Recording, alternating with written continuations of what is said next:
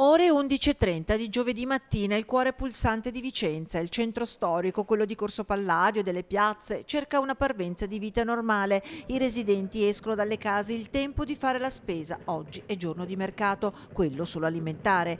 Un via vai di persone con borse della spesa si aggira per le vie che portano in piazzetta San Leonardo, Contra Garibaldi e in piazza Duomo, dove appunto si tiene il mercato. Ed eccoli banchi di frutta e verdura, rosticceria, insaccati, formaggi, perimetrati con vie di accesso e uscita controllate dalle guardie giurate e le pantere che si sono messe a disposizione dell'amministrazione.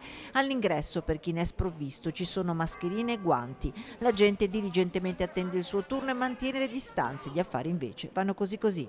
Non benissimo, si vede anche, però per fortuna dobbiamo ringraziare il Comune di Vicenza, i vigili che ci permettono di poter lavorare, che è uno dei pochi comuni Vicenza che si è adoperato per metterci in condizione di lavorare. Guardi attorno a quest'ora, alle 11, mezzogiorno, non c'è nessuno, vuol dire che non è per dire non lavoriamo, perché proprio non si fa niente. Siamo sotto acqua dappertutto. Qua adesso a Vicenza, essendo anche una città, siccome si può andare solo quelli del comune a fare la spesa, si lavora, insomma, il movimento c'è, la gente ha già preso qualcosina per domenica, per Pasquetta, non so quando vuol fare.